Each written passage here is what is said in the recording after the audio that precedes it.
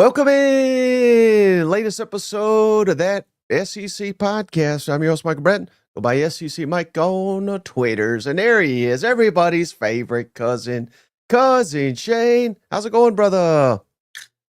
Hey, man, what's going on? Oh, buddy, we got 1 day left before March Madness really gets kicked off. I know Texas, they're about to play here in about 2 hours as of recording, so hopefully they win, so they're in the tournament, but are they really in? You know, for everybody, it starts Thursday, right? Yes.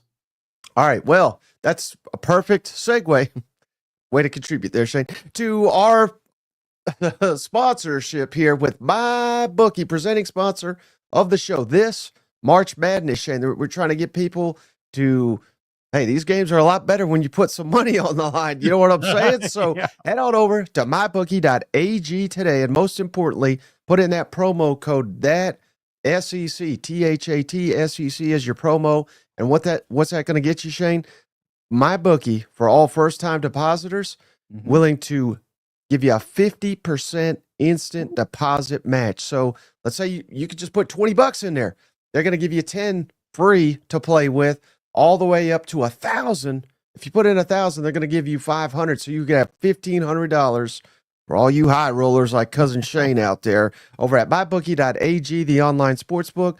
Most importantly, that promo code, that SEC. Are you ready for the madness, Shane? And hell yeah, I'm ready. Like you said, Texas and Xavier, you may have trouble finding True TV, but by God, you put a hundo on there, you're going to be glued to the very end. So right. I love it. March Madness it's full go right now, brother. Well, here's where I was going with that. You're just so excited, I totally get it, but I don't know.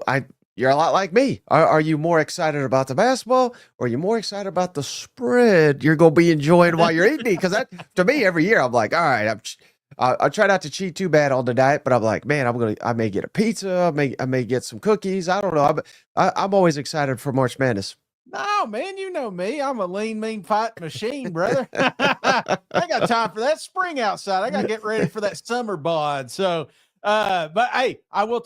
Speaking of spread, did you see the Masters? You can now order food, the food that they serve, the potatoes, the egg salad, the barbecue, the whole 9 yards. So if you want to watch basketball with good food, there's a good place to look for it right there, brother. So safe to say you're going to the Masters this year?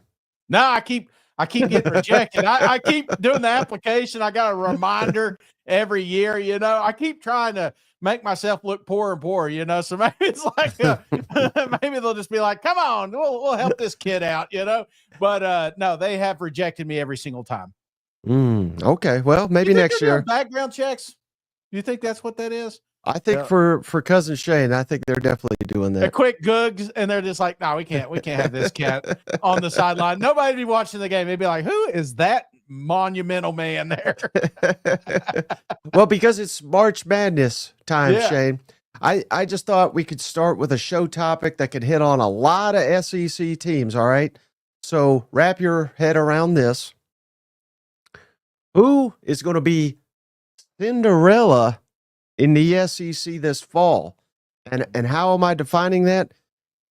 I'm looking at Indiana last year. Yeah. Now we could debate, and we have debated, should they have been in the playoff? Who knows? Probably not. But that's not what I'm saying. I'm saying Indiana, their over-under win total was 5.5 heading into last season. So I got a list here, Shane, of it. We got 4 teams in the SEC. Yes. That have a win total similar to Indiana leading up to last season. So, but we're projecting ahead for this year. Right. So which one of these teams most likely to make a Cinderella run, not to win the national championship, but just to make the playoff? Yep. Does that make sense? Yes, absolutely. Okay. So we got, don't answer just yet. I know you love to, you get so fired up about these topics. That's the one. We got 4 candidates here. Yes. We got, and I'm going to throw up our schedules while we do this. We got Arkansas. Their over-under is 5.5, so it'd be identical to Indiana. And again, this, if I'm a Razorback fan, that's giving me some hope here that if Indiana could do it, hell, we know we got a better team in damn Indiana. Problem is, you don't have Indiana's cupcake schedule. But that's neither here nor there. So Arkansas 5.5. That's your over/under win total. How about Kentucky, Shane? Their over/under win total is 4.5 for the upcoming season. We got Mississippi State. Their over/under win total is 3.5. And then last but not least, I'm just going in alphabetical order here. We got Vanderbilt. Their over/under win total is 4.5 for the upcoming football season. So, Shane, which team most likely to make a Cinderella type run? Arkansas, Kentucky, Mississippi State, and Vanderbilt, and make the upcoming college football playoff? That's a tough one, man. That's a tough one because I'm actually kind of making this a Cinderella team in basketball as well. And I'm looking at you, Razorbacks.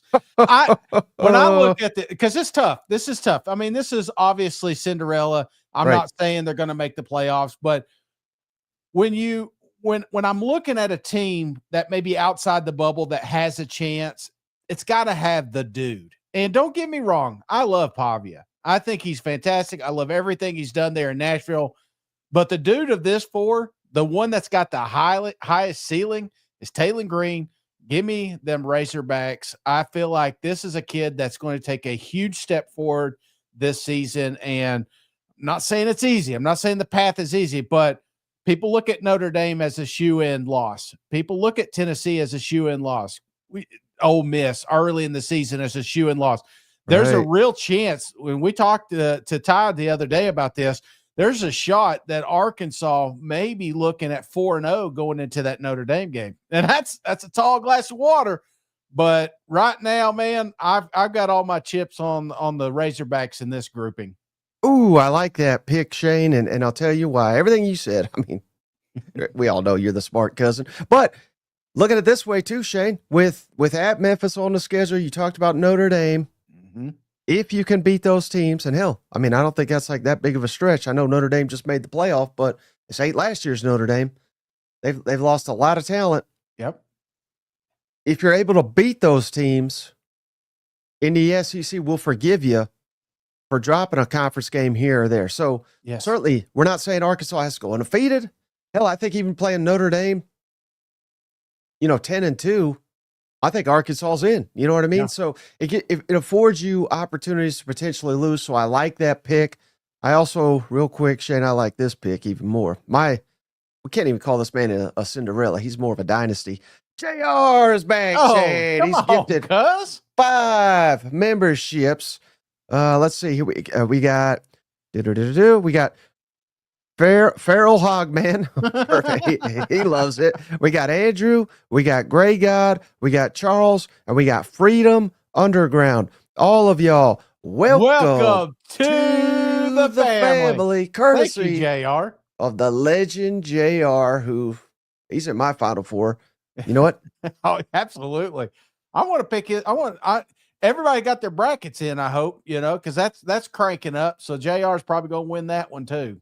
Yeah. I'll put it in the show notes so people can join us. I think I'm going to give a little prize too to the winner here. So, but also in my Final Four, Shane, he's heating up. He's been gifting. He's like a JR Jr. over here. Horton hears you. He just gifted a membership. Hell Shane, yeah, Horton. Thank you. To Kevin Miller. Kevin, welcome to the family. Courtesy of Horton hears you. Big Texas fan. We got to give him a horns up for that one, Shane. You know what? I keep thinking of Dr. Seuss every time every time I say that one. I just think of that movie, and those little characters. All right. So, hey, you're going with Arkansas. I'm going with Arkansas. It's the wrong answer, though, buddy. I know. I know who you're going with. Come on, the Commodores. Here's why I love them, Shane. Obviously.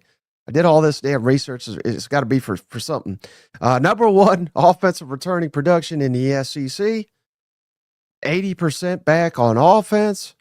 And I love the fact that, number 1 in defense too, Shay. 75% of our returning production on the defensive side of the football. Both of those lead the conference. We took such a huge step last season. We went from 2 to 7.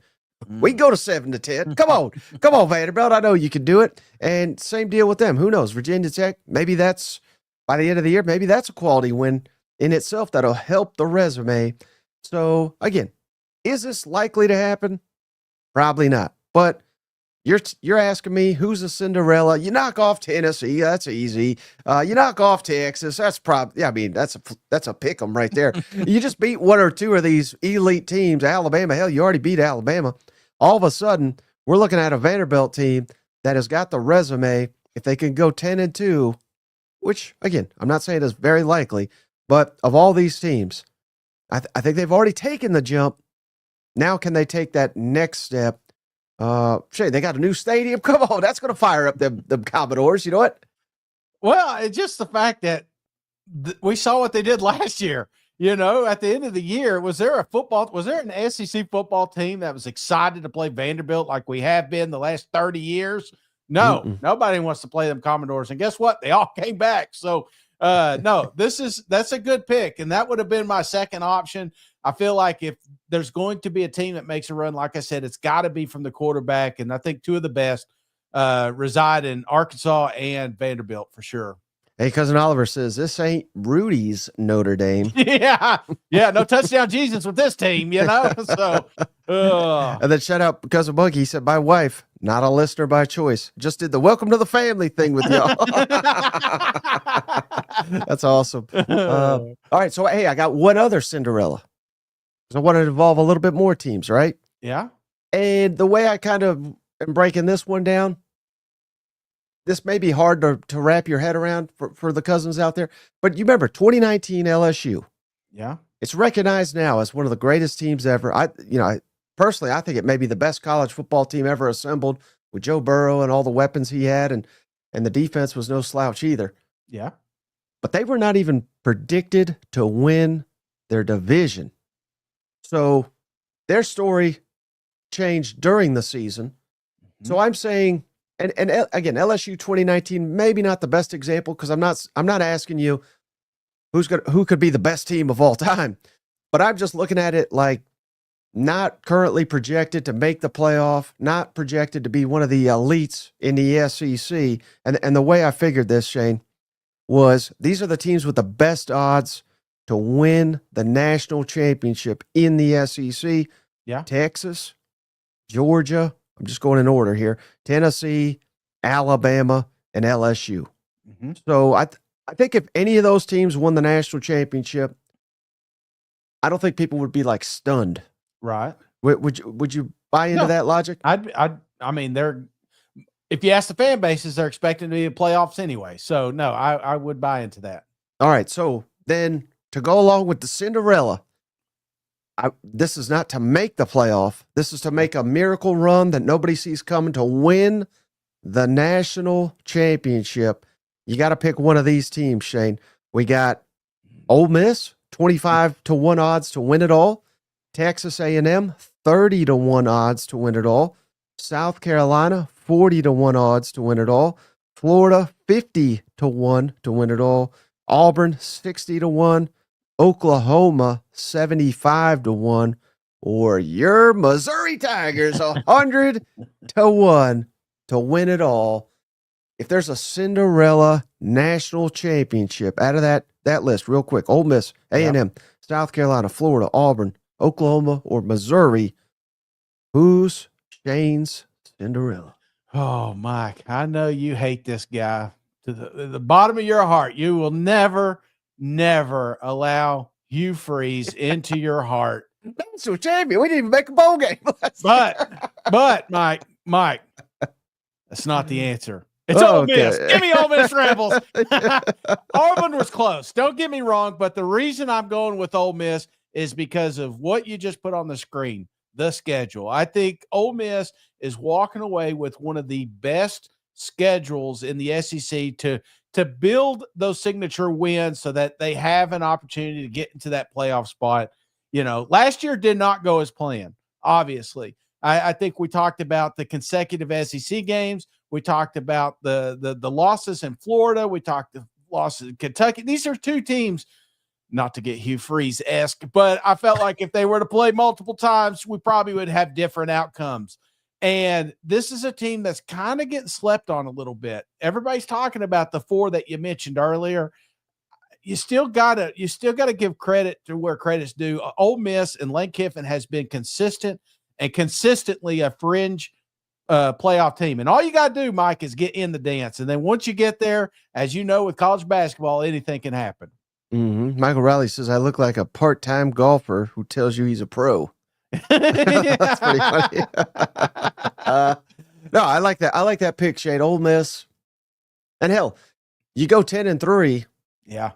The fact that that's like a huge disappointment. Seriously. That lets you know how far the program's come. You know what? I feel like I'm cheating picking this one, Mike. You know what I'm saying? I feel like this shouldn't even been on the list.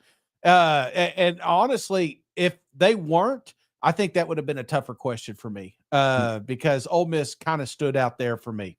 But maybe I know the returning production's a problem, but that's what they've created down there. And you're kind of just betting that Lane Kiffin brought in enough talent to be competitive with that schedule. And I really do think, man, I don't know if I hate to take stuff that Lane Kiffin says in the offseason serious, but there's something about it. You know, there is just there's a little of that in the air. You know what I'm saying? A little frustration out there to know what he did have. I feel like he knows that this has got to be the season. So there's going to be a little bit more urgency. And the kids, I feel like, I don't know, man. I just feel good about it. I feel good about Ole Miss this year. I'm wearing Ole Miss colors for Christ's sake. Yeah, and they're sleeping on Austin Simmons nationally. Yeah, not down there. I mean, some people down there at practice, Shane, are saying, yeah, this guy might be better than Jackson Dart. And Jackson Dart may be a first-round pick here in a month or whatever the draft is. So that's not to say Jackson Dart's like a bad player or anything, but that may be. And this will be a real measuring stick for the organization, the program, all that, for Lane Kiffin and company. And one thing you didn't mention, all the pressure, they put it on themselves with Last Dance and, we're bringing it, all the chips are on the table, all this, we're playoffs or bust every week. Now, without that expectation, without that pressure, maybe they're even better. I saw someone else say it like this. Tennessee never could win it with old Peyton Manning, Shane. They were supposed to, right? Yeah. They won it the very next year with T. Martin, who no one saw that come. Maybe that's the what not 2019 LSU, 1998 Tennessee. That's what I should have said. I said that. I said that a couple of times with Tennessee. I kept trying to use, it's not, 98. So, but you are correct. And I feel like maybe a less pressure, less talking. Let's not talk about SEC championships. Let's just talk about next week. I know us talking heads like that as far as, clips and what we could talk about on the show. But truthfully, I think Lane Kiffin needs to be focused 1 week at a time. And if they are dialed in with that schedule, there's no reason they can't be in a running for a playoff spot. Well, I'm wrong. I'm wrong, right? You're wrong. Mike? You're wrong. Speaking of a team you can't stand because they make you exercise, give me them Gators, Shane. Come on, Dan. This is the pick right here of a team that could, heck, they were hot as you could get. As any team that didn't make the college football playoff last year, winning 4 games to close it out, pushing Georgia till DJ Lagway went down. Now, here's the problem, of course. I still don't really trust old Billy Napier. So can we work around it? He's saying the same thing he said last offseason. This is the best roster we've had yet. It certainly didn't look like that right out the gate. But now they're saying, hey, this roster is even better, Shane. If you thought 2024 was good, wait till you get to 2025. So I don't know, man. I just think DJ Lagway, fingers crossed, he is healthy as can be. And this spring they're limiting him. That's just a precaution. Come on. He's the golden child. Or who is the guy? There was some quarterback you were always anointed as the golden boy or something like that. DJ Lagway is my golden boy. You know what I'm saying? The golden goose. The golden goose. There you go. He's the golden goose. I think DJ Lagway. Again, I hope I'm not overhyping him.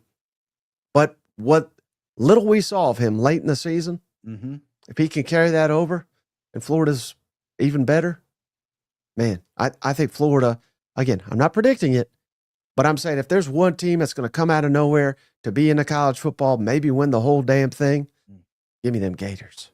I swear, you and this Gator love. Is this what I sounded like with Mizzou last 2 years? I think so. Huh? I feel like I got to take a shower every time we do a show, Mike. Get the hell out of here. I get it. Florida's going to be better. I totally agree. But the schedule, we talked about it. That's the main reason I'm not having them in this race. I feel like there's some other teams that have got an easier path. And can I bring up Auburn? I know I don't like to pick. You know me, Mike. I like to pick a couple. But can we do Auburn here? Because this was the other one I was very, very close to doing. And I know Hugh Freeze hasn't had the success that Mike wants or the fact Auburn fans want. Mm-hmm. But if they do take that step forward and they did find their quarterback and they did find a recipe to make this thing work, I really do feel like Auburn could be a sneaky team because say what you want, Mike. There were a lot of games, a lot of losses last year that were close. Okay. Yeah. Now, I'm not saying that, I mean, what do they say? Horseshoes and hand grenades. That's all it counts for, right? Right. But if those would have went the other way, we would have been talking about how successful Hugh Freeze was down there on the Plains year 2. So, but I can't make excuses for him. I absolutely can't because especially as much shit as I gave him, every time he took the stand here. But I got to say this, Mike, there's just something about this team that feels special. I love how aggressive they were in the portal. I love this the continuity of finally we've got some normalcy. It feels like on the Plains, and I think it pays dividends. So this is a ball club that I really playoff. I mean, we're talking Cinderella kind of thing.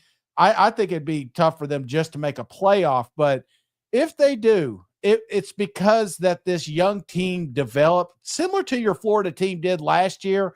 Catch fire at the end of the season, and that's a dangerous team in any playoff situation. Yeah, I think you're 100% right. I think you might just be a year early. Yeah, on the Auburn, if that makes premature sense. Shane. Here it goes. Sounds like my wife's on the show again.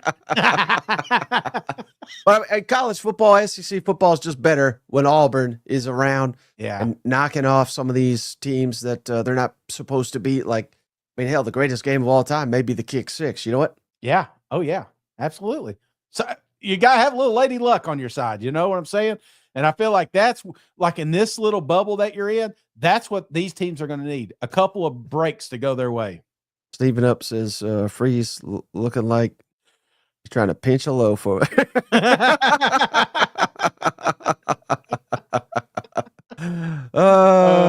Yeah. Cousin Ollie says, Shane, you need some joy mode.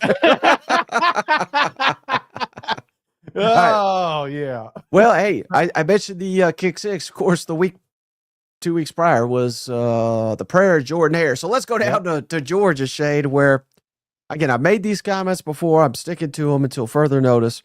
Kirby really is kind of like, I mean, we can't call him the new Saban.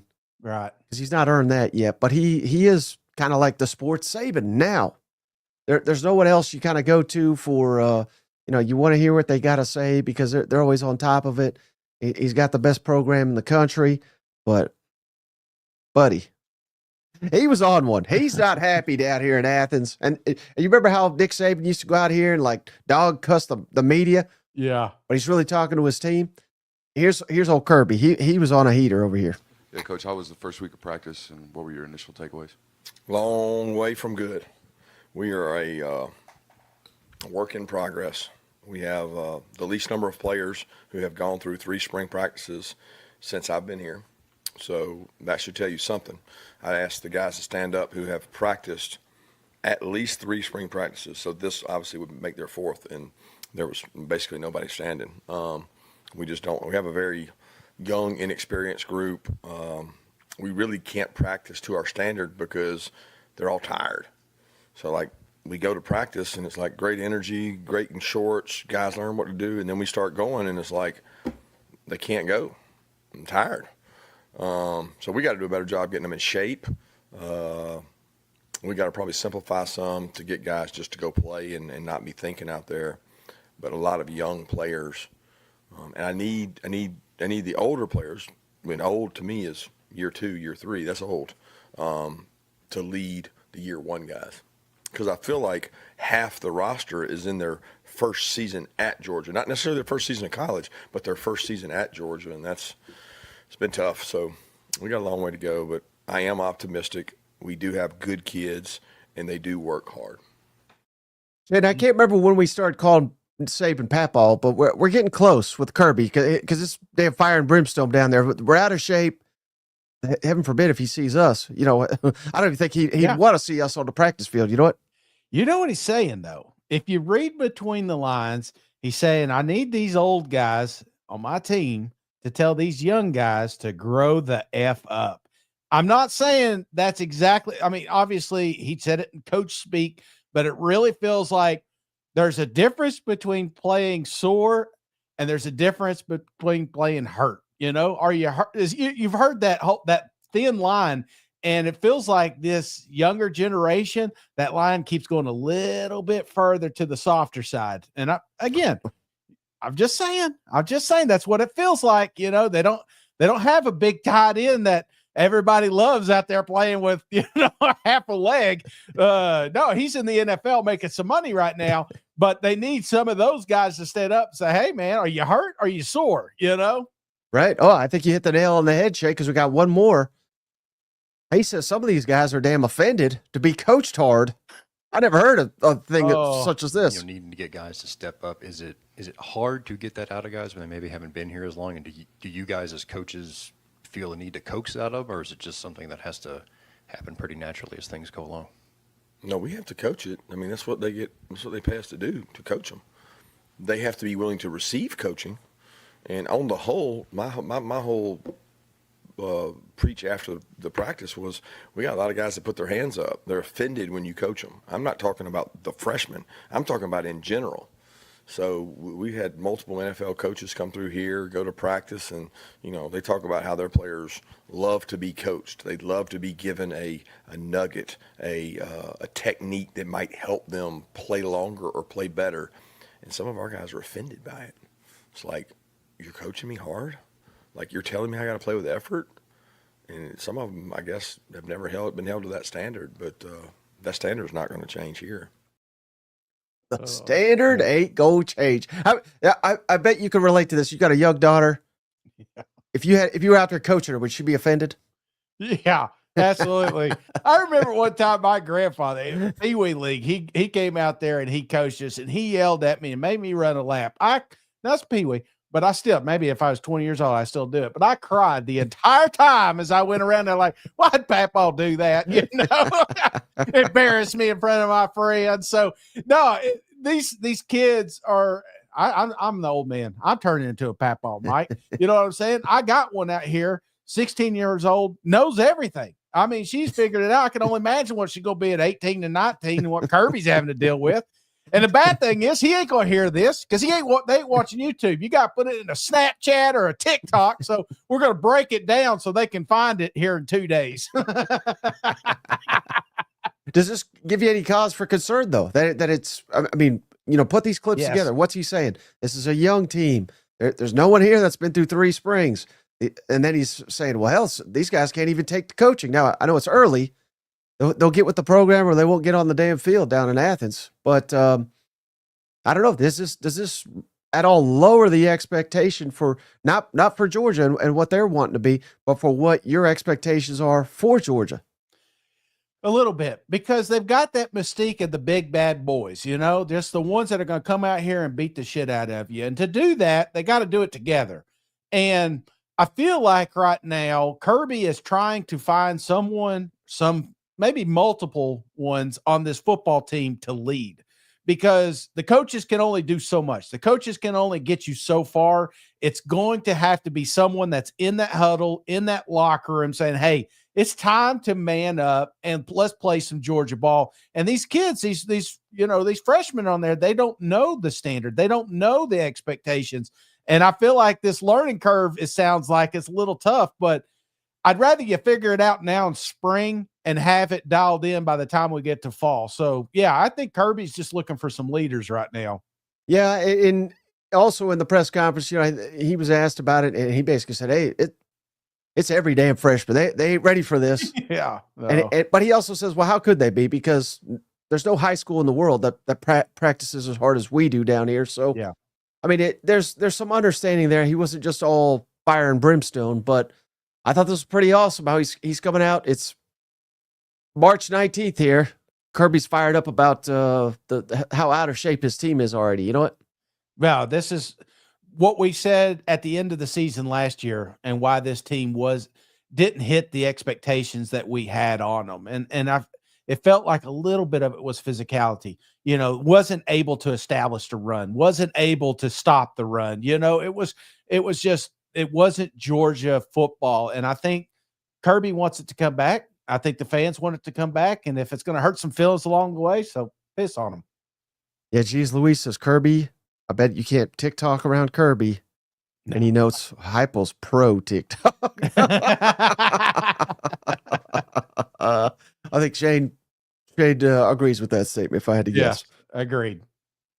Well, it sounds like they need some workers down there, Shane. You know what? Yeah. And what they got to do, Shane, you know what Kirby should do? Lace them up.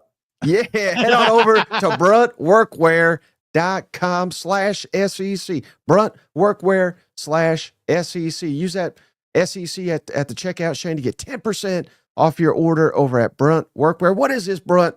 Shane, this is outstanding work boots. They sent me a pair over. They got Shane a pair on the way. They are the most comfortable work boots you will ever own, Shane. You can, and what I love about them, you can customize them. You can get waterproof, non-waterproof, a soft toe, a steel toe, pull up, lace up, however you want them, Shane, over at bruntworkwear.com/SEC for $10 off your full order. I may have to get a day job as a laborer, Shane, now that I got these. I mean, I feel like I'm man enough to do it now with these damn boots on. Yeah, I caught myself doing a little work outside today in them, sizing up if I need new gutters or not. Well, another guy, Shane, that I know loves Brunt is old Mike Elko, because they love hard work down there in College Station, Shane. And cheers to Mike Elko, because we're having a spring game. He ain't buying all the bullshit from all these other coaches. Yeah, a lot of talk about the future of spring games and spring practice. Do you have any thoughts on where you think this are going, or where you'd like to see it's going with A&M perspective? Yeah, all right, let's get into year 2. We know each other now a little bit, right? So I think that I would always challenge people to read into what people are saying and try to figure out whether it's actually makes sense. I think there's two different elements of this. There's some teams who played real long seasons, and I think there's a reality to having to redefine what your next offseason looks like with the extended playoff and how many games some teams are playing. I think that's real. This thought of people recruiting off your roster or some of those things, I'm not buying some of that stuff, and so we'll continue to have a spring game until we make it to the semifinals, and then we'll rediscover kind of what our offseason looks like. He ain't buying their bullshit, Shay. That's what I heard from old Coach Elko. That's it, man. But this is, again, kind of, you're seeing it with a couple of these coaches. Some of these hard-nosed coaches that they'll come out and tell you, this is a team that also wants to be physical, and to be physical, to be dominant, especially in those trenches. You just got to come, man. I shouldn't have said it like that. You just got to be there. You know what I'm saying? You got to be completely dialed in. You got to be ready. There's no days off. And I love it. I embrace the spring game. Ain't no softies down in College Station. Right. And he's a Ivy League graduate, I think, from one of them schools. So one of them smart schools. I don't even know who's in the Ivy League. We have something in common. Yeah, there you go. But I love the fact that he's not, because what you just said, I agree 100% with. But also he says, he doesn't mention Texas by name, but that is something Sarkisian has said. Hell, we just had a wild, long run. Our guys are still beat up from the expanded playoff and playing conference championship and on and on and on.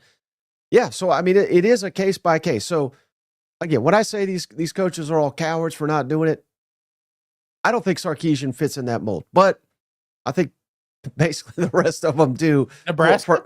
Nebraska, certainly, who started this whole damn thing. But so just the flexibility, the understanding that, maybe a spring game, and hell, you could still have a spring game. I don't care. I don't like the fact Texas not doing it. I don't care that they had a long, just do an exhibition. You know what I mean? Like, do something for the fans. But I like the fact that he's flexible in understanding that the game is changing, so you have to adapt as well. But if you didn't play in damn mid-January, you should be having a damn spring game. Yeah, I totally agree with you here. And I think if you did play in January, you should have one. Maybe, again, you don't have to play them the entire game. You could play one quarter. You could play we really don't care about seeing the old people. You know what I'm saying? And we're talking year 2, 3. We want to see the freshmen. We want to see the kids that weren't playing in January and see if we should be excited about the kid that transferred in or not. So there's a lot of people on that roster, a lot of players on that roster. You could field 11 on 11 of something and be entertaining. So, yeah, I'm not defending any of these coaches. Mm-hmm. And one thing I wanted to highlight also from what he said here, Shane, A&M, 15th in the SEC in returning receiving production. They had a lot of guys go to the draft, and of course Noah Thomas transferred over to Georgia. So we got Terry Bussey back, but basically everybody else is new for A&M. And Mike Elko was asked about, to run down all the transfers. I'm not going to play it all, but just him talking about adding receivers and tight ends and what they liked in each of these guys. I thought this was some pretty revealing stuff on the new weapons for Marcel Reed down there in College Station. We lost some upperclassmen in the tight end room. That was another big area that we wanted to be able to go out and address. And so that started with Nate Borkacher from Nebraska and Michael Riley Ducker from Auburn, two kids that I think are a little bit bigger body profiles. I think maybe do a little bit more setting the edge, physical point of attack blockers, also athleticism to run routes, but I think are more of those combo tight ends that maybe we felt like we needed and didn't quite have at times last year. And then late we were able to add Amari Nyblock, who we think has kind of unlimited potential as a pass catcher, had a really, really good year 2 years ago at Alabama with Coach Wiggins when Coach Wiggins was there as the wide receiver coach. Got caught on the depth chart a little bit last year at his previous school, and so bringing him over I thought was something that was really helpful. And then a wide receiver, we wanted to go out and we wanted to get a couple athletic difference makers, and I think we did that. Casey Concepcion's a kid who I'm familiar with from when I was at Duke. He was at NC State, had an electric freshman year, had a really good sophomore year, was looking for a place to maybe get onto a bigger stage and was able to come here and do that. Mario Craver, if you ask any of our corners, they'll tell you he was the toughest cover that we had last year. He's got tremendous speed and quickness and twitch, and so excited that we were able to go out and get him. And then we were able to pick up Jonah Wilson late, a kid from the University of Houston who brings a little bit of a size element to us. And so, all right, Shane. So he's breaking down the tight ends and receivers they got, and I really wanted to highlight that for another reason, because you see all these quarterback rankings. Hell, we do them. Everybody does them. But one you see always at the bottom is Mr. Marcel Reed. And here's his stats. Again, they're not fantastic, but they're not awful either, Shane. I mean, 61% completion percentage, over 1,800 passing yards, 547 rushing yards, 15 passing touchdowns, 7 rushing touchdowns. Now, the problem is he had 6 picks, and all 6 came in the last 5 games, and he had at least 1 per game to close out the last 5. But how concerned, if at all, maybe you're not concerned at all, are you that Marcel Reed is the guy and having to be that with essentially an entirely new receiving corps? A little bit, but I don't think the pressure is as high as some of these other kids. You look at, I think of Nico coming into last season. This is a kid that we talked about the year prior, probably more than we did Joe Milton. And when he got the opportunity, it felt like we've already put the bar at a certain level. And we have seen excellent games from, I think the LSU, that was one of the best games I've ever seen a quarterback play. And that bar doesn't feel like it's set as high, which I feel like the expectations, I think he'll exceed them is what I'm saying. So I don't know. Quarterback room's very psychological. It comes down to a lot of times between your ears. And I feel like the fact that we're not pressuring Marcel Reed to be the best quarterback in the SEC, I feel like that gives him a little bit more room to grow with this new receiving core. Yeah, and it's easy to highlight what they don't have, but what they do have, Shane, is all 5 starters on the offensive line and some top running backs back. So the pressure is not one of these deals where like, oh, Marcel Reed doesn't get us to the playoff, then we can't get there. You know what I mean? Like, he's going to have plenty of help. It's just almost a completely reworked receiving core. And he did highlight Mario Craver, who they got from Mississippi State. Yeah. He said, that was one of our toughest guys we had to defend last year. He had 5 catches, 42 yards, and a touchdown against A&M. He only had 17 catches, Shane, 368 yards. But check this out. Against Florida, Craver averaged 20 yards a catch. Against Texas, he only had 1 catch against Texas, but it was a 46-yard catch. And then against Georgia, he averaged 37.5 yards per catch. So clearly this is an explosive weapon that A&M has kind of been like. I know Noah Thomas was kind of that guy last year, but with more touches, conceivably, I don't know why he wasn't getting the ball at Mississippi State, but if he could get more touches, that's exactly what you need in this A&M, especially with their ground and pound. Yeah, I have to imagine they're going to run a lot of play action with Mario Craver over the top. You know what? Oh, for sure. And he was talking too about Niblack. He said he was at Alabama, and then he said previous school. Who was the previous school? Why didn't he mention that one? Oh, Texas. Come on. I thought that was well worded. Hey, and then one more, Shade. One more coach that's not a coward. I love this. My pick to make the college football playoff. Come on, Clark Lee. A lot of teams have canceled spring games, and you guys are going to have one. Why did you decide to keep it?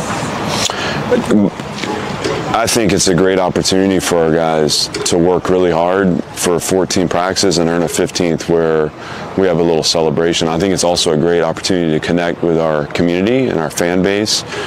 And I think those things are still important. So I know there's fear of, evaluation, and I'm not going to operate out of fear. We're going to do what we think is best for our program. We're going to put our guys in the best position for them to be successful, and spring games are a great way to wrap up, what is a really tough, sequence of 15 practices. Not afraid, Shade. That's why I call these other coaches cowards. If Vanderbilt, who's had their roster poached many a time, ain't afraid of being poached, come on. I mean, get with the program. You know what? Yeah, if you listen when he talks, you could literally hear him building a roster back there. Yeah, old man, he changes his name every time. He says Vanderbilt can't afford the podium. They are literally building it. They don't have a media center there, but they are building it. So hopefully one of these years we can get a Clark Lee clip without a mower, without a crane, without whatever God knows they got over there. You know what? Just meet in the office somewhere, you know what I'm saying? Like, go to a local Chili's or something and knock this thing out. There's a lot quieter places in Nashville you can have this meeting. Yeah, like Hattie B's. They're not far from there. You know what? Buddy, I'm still suffering from that one. That hot chicken, brother, it was delicious. And one thing about Hattie B's, it wasn't one of those that it was like just too hot. Sometimes you go somewhere and it's just spices. You're just basically eating spices.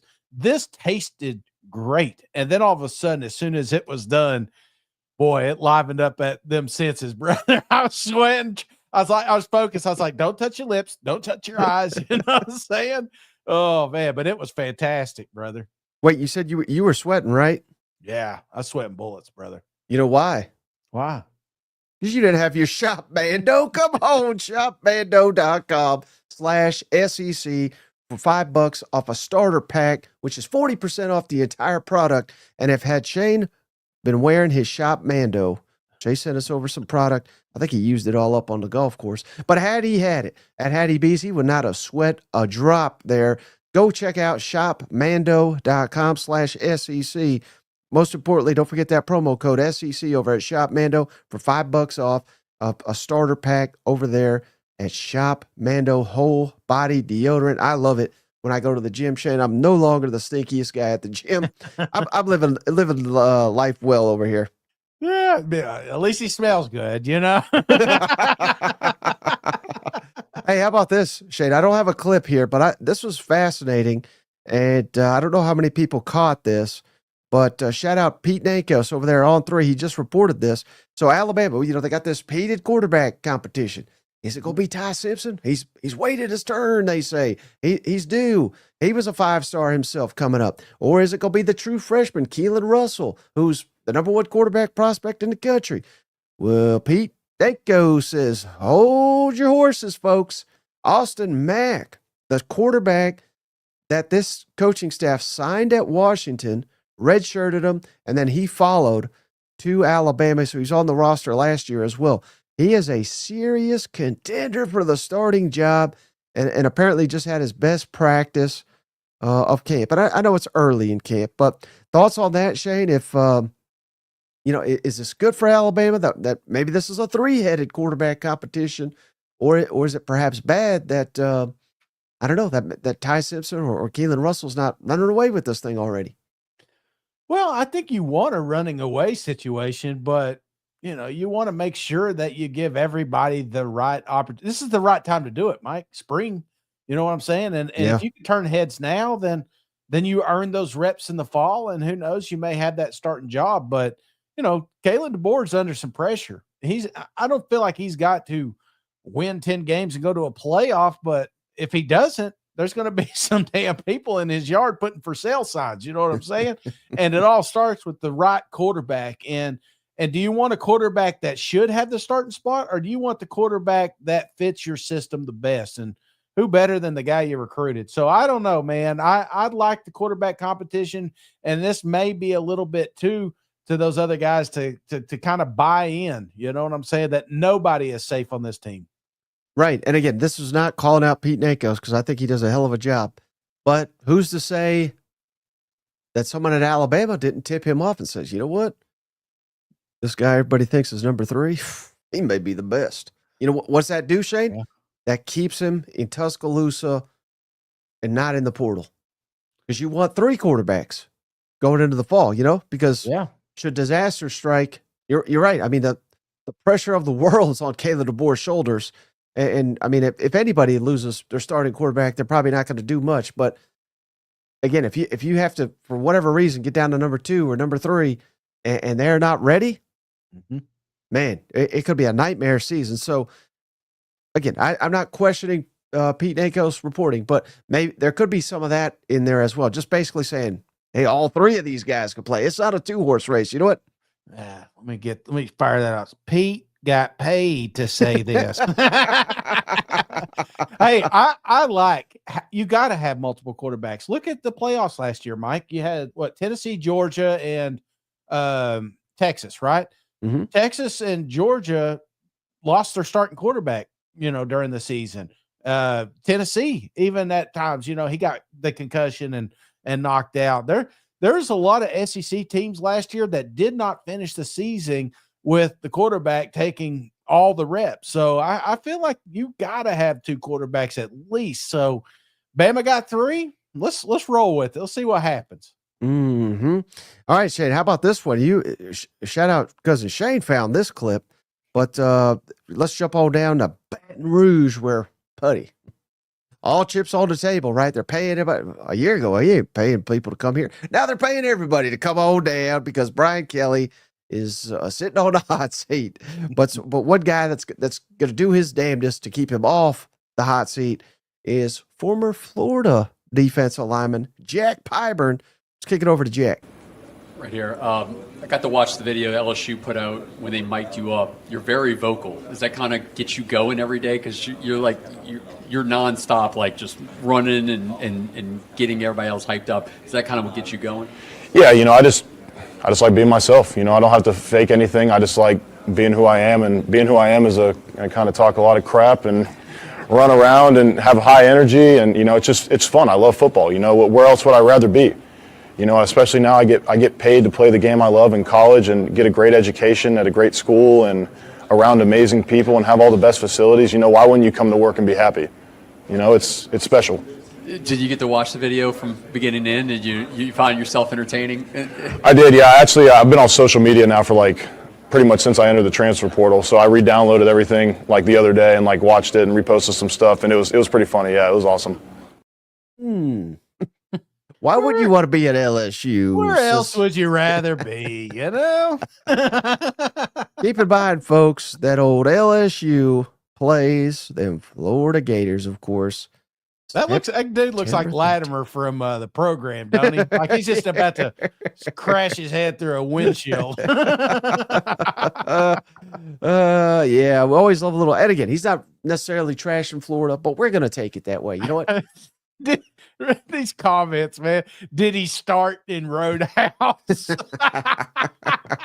Oh my gosh, I love it, man. He looks like 1990s football. You know what I'm saying? Like if you just rolled into Nebraska when they were good in the 90s, you saw 5 of these guys just sitting there doing push-ups. And also sticking on that theme of LSU, Shane, big news on the recruiting front for the Tigers. Now, again, recruiting, long way to go to signing day, but 5-star receiver, the number 1 receiver prospect in the country, Shane, Tristan Keys, committed to LSU today over Tennessee, Alabama, A&M. I thought he was I thought he was headed to Tennessee, but as of today, headed to LSU. Thoughts on that? Coach Kelly has a tough time holding on to these boys, so we'll see. We'll see how this plays out. Does Ohio State know yet? You know, I mean, hey, one other thing on LSU I wanted to pick your brain on real quick. Yeah. So they have loaded up with some offensive transfers, of course. Mm-hmm. Some on the offensive line, but I'm not really highlighting them. I'm highlighting the pass catchers. Here's some of the guys they got, Shane. Tight end Donovan Green from A&M. Yep. Who had a really good freshman year. I believe he was all SEC freshman team. But really, I believe I think 2 years he's lost for the next season, and I haven't really seen him do anything since. Nick Anderson, who was awesome 2 years ago for Oklahoma, scored 10 touchdowns, which is he either broke or tied the all-time Oklahoma freshman touchdown record. But last year, didn't play because he was injured. Shane's all-time favorite, Barry and Brown up there in Kentucky, they're doing cartwheels saying the culture is better because we kicked guys like that out the door. Bowers Sharp, tight end from Oklahoma, who Oklahoma fans will tell you they're happy to see his ass gone. And then Destin Hill, who I've never heard of, but he was at Florida State, Shane, 6 catches last year for 87 yards. So, again, I'm not saying like these are all bad guys or they'll never do anything, but do you think it's, I don't know, is it wise to put so many guys together that maybe have done stuff in the past, but maybe not recently, and put all these pieces together? Can you mesh them into an elite offense, you think? I definitely think so, man. I definitely think so. And one of the thing about some of the guys that you just mentioned, like you mentioned like Barry and Brown was getting passes from Brock Vandegrift. You know what I'm saying? Now he's gotten us in Coach Kelly's system. Couldn't catch them when they were hitting them. And I'm just saying, but they'll find other ways to get him the football. You know what I'm saying? There'll be creative ways. You're looking at, I saw a grab the other day. I know it's just spring and we do this, but Sharp, another guy that, you just shit on. I felt like, week 1, I thought he was going to be a dude. I thought he was going to be a big contributor in that passing game. And then he just disappeared in block land. You know what I'm saying? I feel like now he may have an opportunity to showcase some of his receiving skills down there in LSU. So, because he's not in there trying to protect his quarterback's life, you know what I'm saying? So I don't know, man, there's a lot of moving pieces that went to LSU, and I like every single one of them because you can't deny that some of these guys they brought in are just absolute freak athletes. Mhm. And you bring enough freak athletes around each other, good things can happen. So as long as the culture, as long as, everybody united front, that's the bad thing. It's like behind the scenes, you got to have some leadership. And I feel like with Nuss coming back, I think that is why LSU has an opportunity to do some special things in 25. Now, I didn't say anything bad about Bauer. I'm just saying Oklahoma fans were happy to see him go. And Ben says, last chance you. That's pretty good. And then last one. I thought you'd really appreciate this one, Shane. Shout out. They got a new number 3 down in Columbia, Missouri. Kevin Coleman, the Mississippi State transfer. Should we just start doing something special for the number 3? Here's his idea. Obviously, we're number 3. I think you were 3 last year at Mississippi State. It's a number that Mizzou fans have seen a lot of the last couple of years. Is that something that played any factor into your decision with that number, or just kind of sticking with what worked for you last year? I know, I'm just sticking with, I always wear 3. I feel like this is a special number as well. With Luther Burden playing last year, I feel like this is a St. Louis number. I'm going to tell Coach, hey, St. Louis guys got to be in this number. How about that, Shane? I mean, shout out Coach Drake. I mean, one of the biggest things he's done since coming over to Missouri is kind of plant that flag, keep the guys home, and they consider St. Louis as priority number 1. I think this is kind of a cool idea to the elite of the elite from St. Louis get to wear number 3 at Mizzou. Yeah, unless you're 350 pounds, and I don't know, can you wear 3 on the offensive line? I'm thinking about future athletes over there, but no, I get it. Let's give the wide receivers their due because they get no respect, So let's give the wide receivers everything. No, I'm right there with you, brother. If you're going to establish a pipeline, which they clearly have, I feel like you've got to keep making it special. And if it may be corny to some, but it works for the kids, and that's what you got to do. You gotta keep the kids involved. So I like it. I think it's nobody else is doing anything like this. Well, yeah, but to an like LSU, they do like 7. You know what I mean? Well, not the local kids. Well, that's only for Louisiana guys, I think. So, but that's is what that I mean. True? I thought that was voted on by the team. I didn't know it was just that's 19. So they have different ones they do down there, but 7 to my knowledge is just for Louisiana guys. But again, I think if you're doing this and you're Missouri, you're kind of like setting a new standard, a new tradition. And that's what this game's all about is being elite, starting traditions. There's a lot of things that 10, 20 years ago may have not been traditions that are traditions today. And even that LSU 7, I think it was started by Patrick Peterson. So it's not like LSU's been doing that for 150 years. They've been doing it for 20, 25 years, whatever it is. So, and now it's one of the best in the SEC. So I don't know. I just think this is another way. I mean, if number 3 from Missouri is always making big time plays. Yeah. I think I want to go to Missouri and be the next in line and wear that number 3. And I think that could be a cool little tradition. Golly, Mike, I get smarter every time I get on this show. You're right. I mean, I'm looking at the Honey Badger. I'm looking at Delpit. They're all from New Orleans. So yeah. Damn. I just thought it was like who's the best guy on defense type thing. Yeah. Well, what about what's his name? The running back too? So it goes to anybody that's in the state of Louisiana, or is it just New Orleans? I think it's Louisiana boys. Oh, good for them. I think it was. Are you thinking of maybe Geis or no? Fournette. Fournette definitely. Fournette was, yeah. So yeah. Well, he had to be with that name. And I think last year was Will Campbell.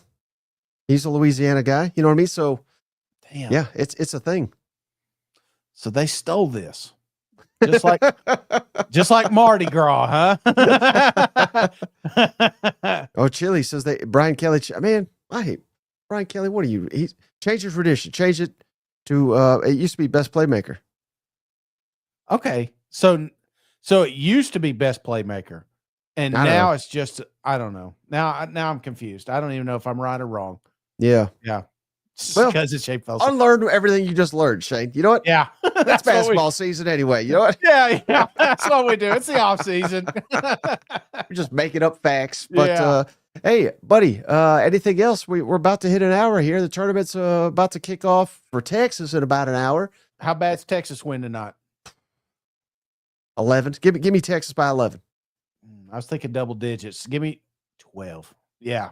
Price 11 is right. 11 is double digits. No, I know, but I did one more just so I'm right. You know, when it gets to 13. Well, anything else, brother, before we hop off the line? No, man, absolutely not. You know, I mean, obviously have your notifications on. Check the notes or whatever Mike does. We got the slash chance you can be into the tournament.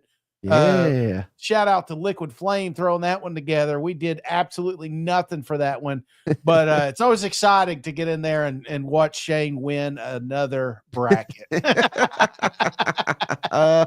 Yep. Well said, my friend. Can't wait for the NCAA tournament. I'm going to be doing a bunch of live reactions after those games take place. And man, I hope everybody that is into basketball gets to enjoy that. It's one of the best couple of days on the sports calendar, in my opinion. Even if you don't like basketball, it's fun to watch. So, man, I'm ready for it.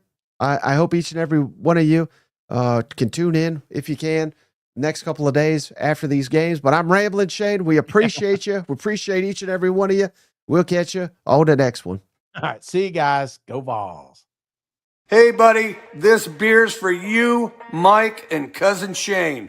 That SEC podcast loves the Pirate, and the Pirate loves that SEC podcast. Hail State.